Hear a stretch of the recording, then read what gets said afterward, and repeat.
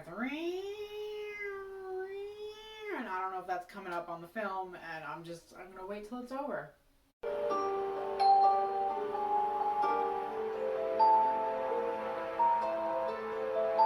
Welcome back to 31 Days of Halloween. Today we're going to be talking about the movie Sinister.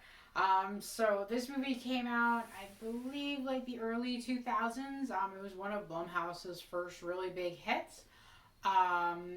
I had forgotten that I'd actually seen this movie, so I thought this was going to be my first time seeing it.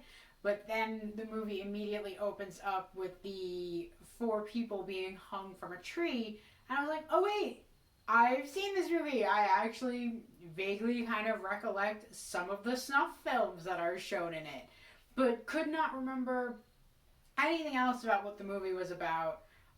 Couldn't remember who the bad guy was, couldn't remember how it ended. All I vividly remembered once I realized that I had seen this movie before were the snuff films that Ethan Hawke's character Ellison watches on the Super 8 film with the camera. I'm not sure what that says about the movie as a whole. I'm probably going to remember it a lot better now. Sometimes when I watch horror movies, especially for the first time, and especially if I know that they're supposed to be particularly scary, which I know this one is supposed to be very scary, I sometimes do other tasks when I'm watching them. So like I might be drawing or putting something together like a bookshelf, and I'm only half paying attention, so this way I can say, oh yeah, I saw that movie. But it may not scare me as badly as it might have if I was giving it my full attention. I did think it was interesting that a couple of like magazines and stuff have tried to figure out what's the scariest movie of all time, and they've included Sinister in like the 50 movies or whatever that they have people watch. And Sinister was the movie that made people's heart rate spike the highest and the most frequently. And I would definitely agree that this movie is probably one of the scariest movies that I've ever seen. Not necessarily like scare factor for after the movie.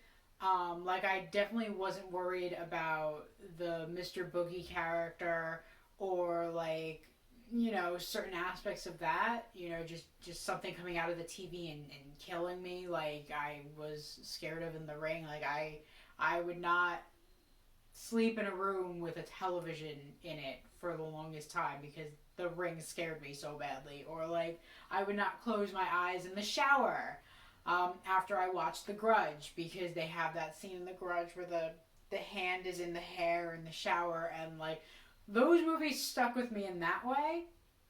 But Sinister really didn't do that, even though it did scare me and creep me out significantly while I was watching it. So Sinister is basically this movie where Ethan Hawke's character Ellison is a true crime writer, and he moves into this house where this family was murdered and their young daughter goes missing, and they've never been able to figure out this case. Part of what I think makes it so creepy is the way that they use the Super 8 films to show the murders of the family, because the lighting is not great in the Super 8 films, which makes sense for the film that it was. It's not a great film. It's not like what we have today where we can do IMAX and all that stuff. So there's that kind of like added atmospheric like thing there, and then the whole mystery surrounding it adds to the creepiness, and then just like the plausibility. The world can be a really scary place, and this could be something plausible that happens where like a whole family's murdered and just like a kid is taken and nobody ever figures out like what happens with it. So I definitely thought that was a great aspect to it. I did think the acting left a little bit to be desired. I mean, every time Ethan Hawke was on the screen, he dominated. The other characters, not so much. There is a deputy character who makes like lots of weird statements, and it seems like he was supposed to almost be a comic relief character, which didn't go over so well for me. It just kind of made me feel like, why is this guy here? Why is he saying these things? I don't understand his role here. And everybody else is basically just background to Ethan Hawke's performance. Even his son, or Ellison's son, who's in the movie, who experiences night terrors and does like lots of creepy things around the house. It's almost kind of like, why is he here? Like, yes, he's doing creepy things, it creeps people out and provides some good jump scares, but it's like, the movie was at an hour and 50 minutes. You didn't really need the son's creepy night terrors. Like, the movie was creepy enough without the son being interjected into it, and that even kind of like took away from the movie, in my opinion.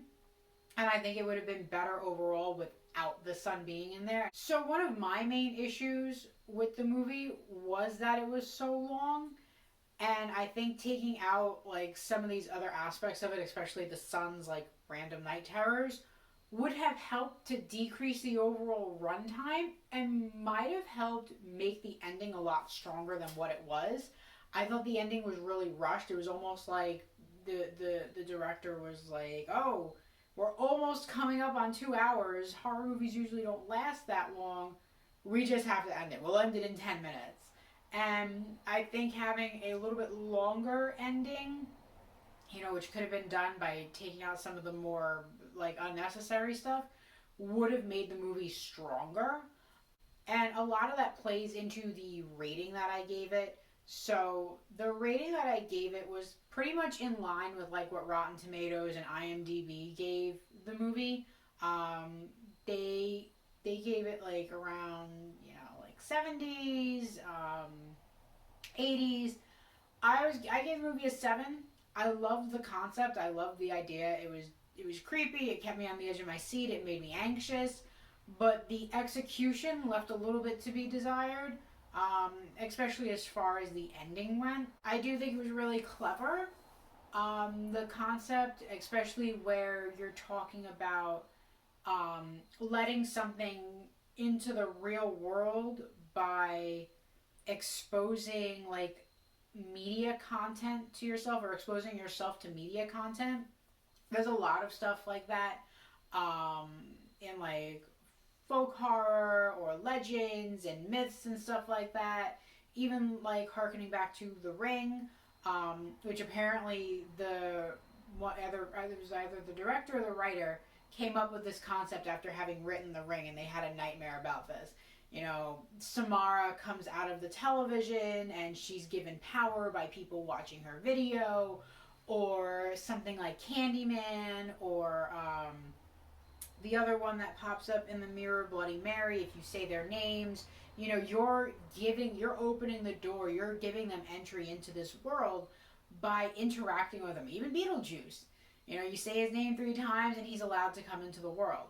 That's almost like what we're dealing with this character of Mr. Boogie, or Bagul, whose name I believe literally translates into Boogeyman, where if you watch these Super 8 films, that gives him access to our world. So I'm going to talk a little bit about spoilers, because we are at that point here. So if you haven't seen this movie yet, I definitely recommend it. Like I said, even though the ending was rushed and like I gave it a 7 and whatever, the concept is really great and it's really creepy, and I would recommend seeing this just for like the mythology and in this villain character and the creepiness alone. So we're going to be moving into the spoilers now, so just check out if you haven't seen it or you want to see it and you're not interested in spoilers. So one of the things that I liked in this was the idea of inviting an entity in your home. The Bagul character is not necessarily a Christian like demon as they say in the movie. He's actually based on the Canaanite deity called Moloch, and there's also like a brother to Moloch called Bagul. I know the names are really, really similar. And Bagul actually had his mouth like sewn shut by Moloch, so I think that's where they kind of got the makeup there for Bagul. But I thought it was interesting how like he took this idea of the ring and inviting something into your home, and then bringing in this Bagul character, which is an amalgamation of a couple of different pagan deities, and like gives it this new life as this demon that eats children's souls. And this whole demon entity takes on a life of its own, to the point where, you know, you're kind of thinking, oh, it's like a serial killer sort of thing. It follows these families. And then in my head, like thinking along the whole serial killer thing, it's actually kind of clever how he waits for people to move to a different house before killing them and taking the child.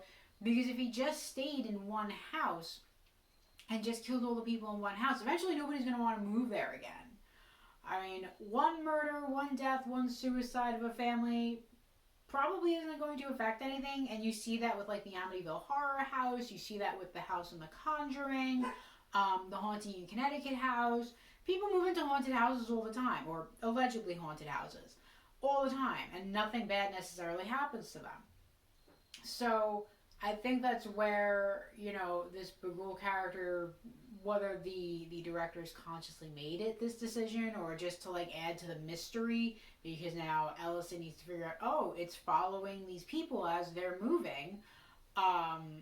I thought that was pretty neat, and in my head it was like a conscious decision by Bagul to wait for the families to move out, because if he keeps murdering families in one house, eventually nobody's going to move there anymore, because it's going to have such a bad rap to it, such a bad element to it, that nobody's going to want to be there.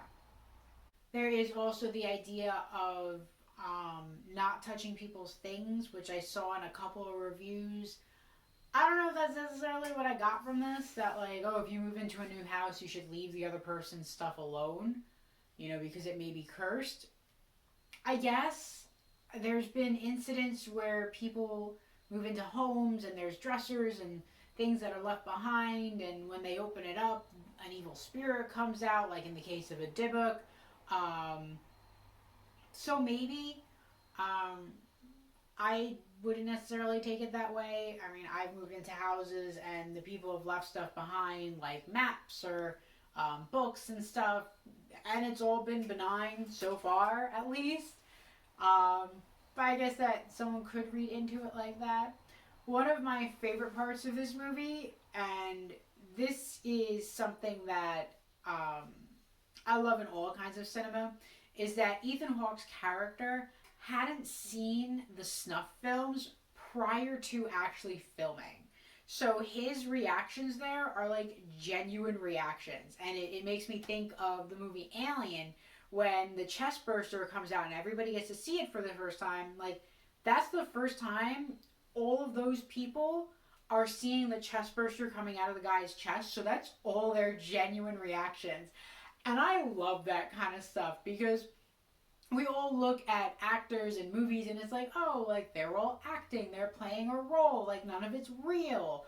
But then you add in this element of realness to it, and it honestly makes the movie so much better, like in my mind, because you have that realness. Like these were their actual reactions. It's not staged, it's not acted, it's not pretend. That's for real.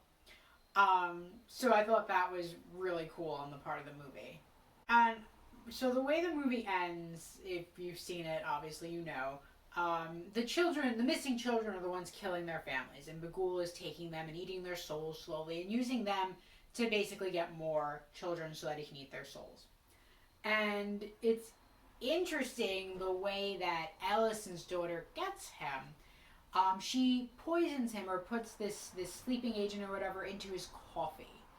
And he doesn't find out obviously until after he's drank it. But it's a neat little callback to earlier in the film, where his daughter asked the mother, teach me how to make daddy's coffee. I want to make daddy's coffee.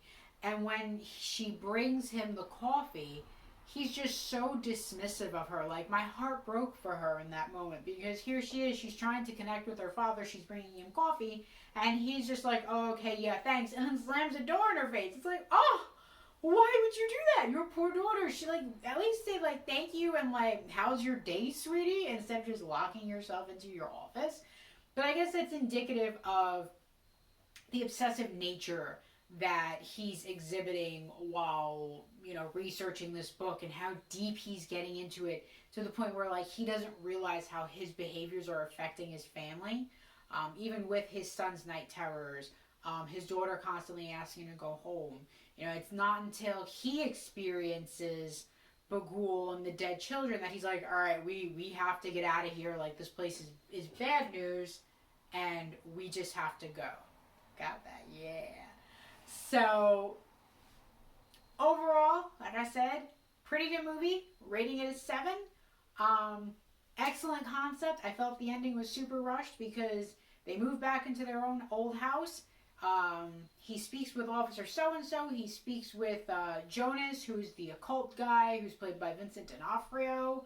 And then, like, 2 minutes later, everybody's dead.